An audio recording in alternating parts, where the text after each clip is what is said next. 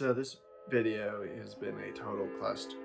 Where's the camera lens? There it is. This recording day has been an absolute cluster of just trying to figure out how to position all my equipment in this new room in a way that then doesn't have glare coming in from that window. But I had recorded a whole intro for this, and then I deleted the footage on top of everything else. I moved the camera around numerous times, been putting lights up in corners, trying to get the lights to look good. None of it fits. Oh, and I also have a course. I was gonna talk about that this week, but it's not even finished yet. The buffering process and not getting loaded is preventing me from attaching the hyperlink in this video. Look, it's just been an absolute shit show, so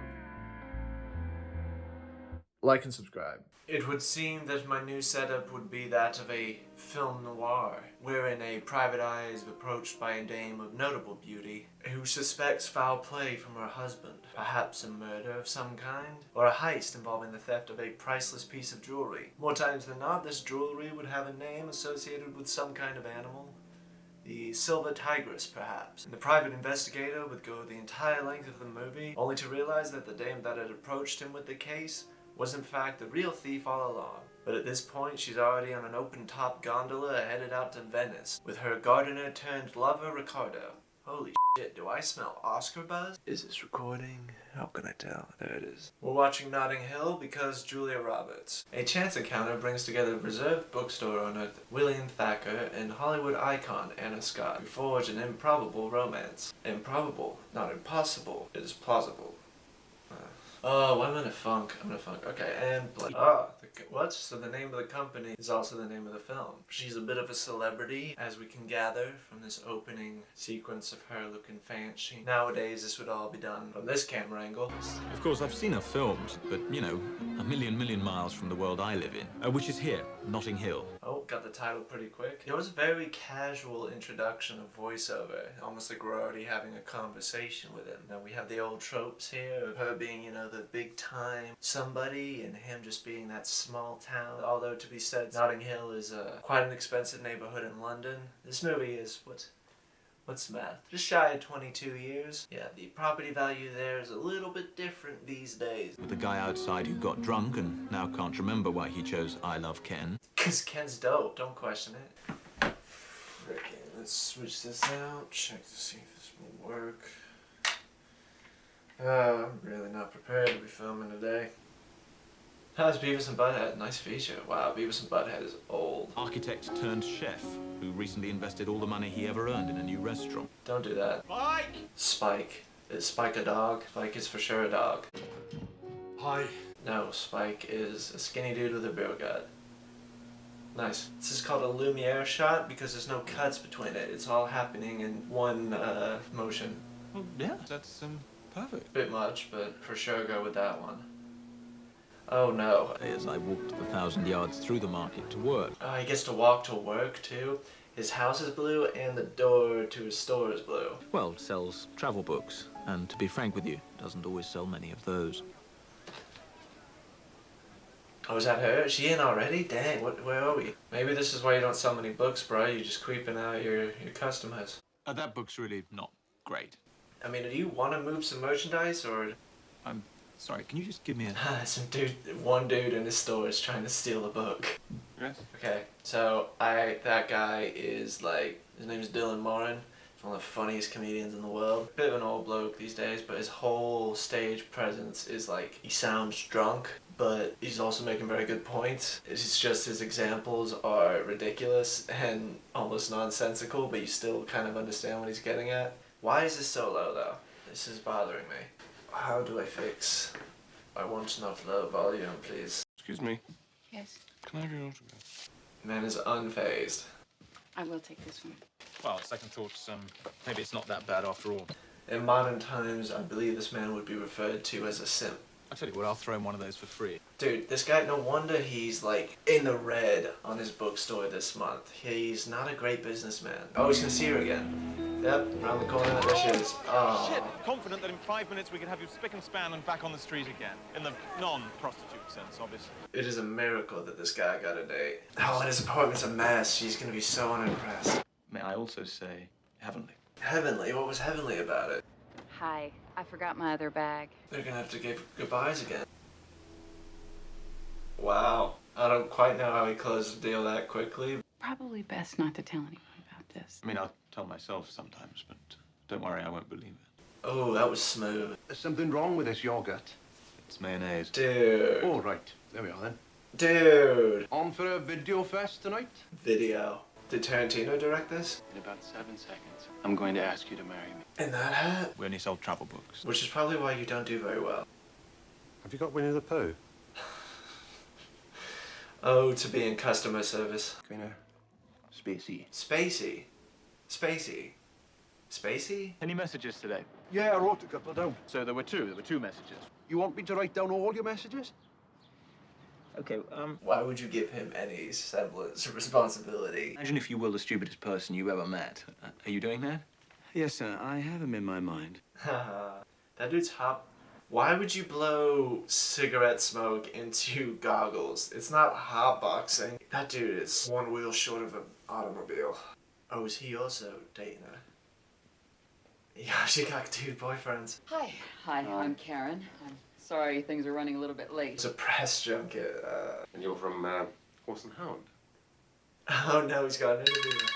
Ah, that's funny. So he actually has to pretend to interview her. Wondering whether you ever thought of having more horses in it. Well, we would have liked to, but it was difficult, obviously, being in space. But not impossible. Let's just think narrative-wise how we could go about doing that, incorporating horses into space. What if there was some sort of post-apocalyptic world where people have left Earth for a planet with gravity that is too light for them to walk around freely without floating away places? So to get about, everybody rides around on horses. It merits a rewrite, but I think there's something there. I just wanted to apologize for the kissing thing. I seriously don't know what came over me, and I just wanted to make sure that you were fine about it.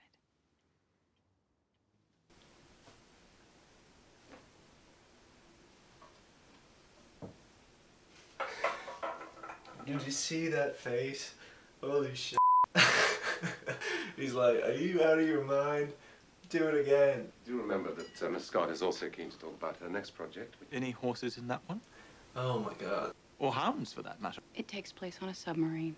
Again, not impossible. So a hound on a submarine. They need dogs because they found on the other side of this ocean a subterranean continent that is rich in some sort of valuable entity that is undetectable by humans, but dogs are very perceptive of it. Could make it work. I'm a complete moron. I apologize. He's too British. He apologizes too much. If you'd like to come with me, we can just rush you through the others. Oh no, he's gonna interview the whole cast. Did you identify with the character you're playing? No. Nice. See, this is how you make a rom-com. This is at least like an interesting premise. It's like the celebrity and the simp. Why not? Because he's playing a psychopathic, flesh-eating robot. Yeah, but you could talk about his motivation. Why is he eating flesh? Have you got a minute? No. How it feels to work retail. Fantastic. Shittity. Brickety, it's my sister's birthday. Shittity brickety. Right there, he should have lost her. He's bringing a girl. Miracles do happen. You guys are gonna eat those words in a couple minutes. What's he been? He's very famous in England. Oh, Christ, what is going on in there? I have no room to talk. I can cook 3 meals. Pasta, sandwiches, and eggs. Hello, Anna. Scott. Have some wine. Oh, that was smooth. He phased and then he recaptured quick. This is one of those key moments in life when it's possible you can be really genuinely cool, and I'm going to fail just 100%. Oh no. I absolutely... Oh, you gave me a present. We're best friends already then.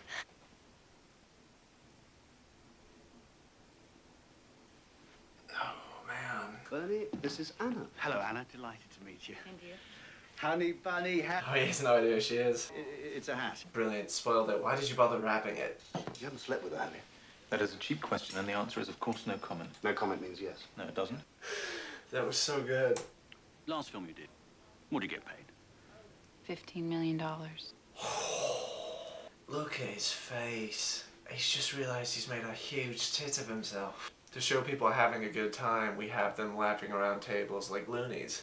Having you here, Anna, firmly establishes what I've long suspected, that we really are the most desperate lot of underachievers. You still have property in London. Well, the truth is, We can't have a baby. Hell, this dinner just took a turn, didn't it? So just going back to the principles of screenwriting, to show growth, how scenes start should be different from how they end. Even the emotions. Part of me is wondering, like, is Anna Scott now thinking, do these people want money? Is that why they're unloading their problems on me? Yeah, talk about a party stopper.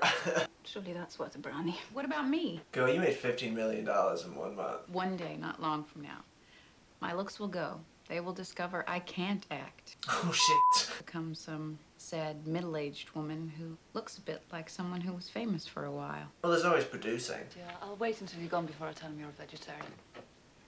The British banter is for real. Bye, guys. Yeah. They're all at the door. They're all at the Love your door. work. Love your work. Yeah, right. Come on, mate. That's like the best that probably could have gone, though. You said whoopsie daisy. Yeah, but he said shickety brickety earlier, and you had no problems with that. I don't know if we need the acoustic guitar. There have been some funny situational premises, but have they really bonded in any way? It's still deeper than some of the other rom-coms I've watched, I admit. Why is he walking away? See, the point about Miss Scott was... Oh no, dude, you don't want to listen to people talk about you at the adjacent table. My boyfriend, who's in America, is in fact now in the next room. Every rom-com till the end of time will have a love triangle. I get it. It raises the stakes. You introduce the new fella at, what is this? Is this the midway point? Yes. Look at that. I was right on the money. We found out about the boyfriend at the 55-minute mark. If only I was paid $15 million for my expertise. Goodbye is tradition.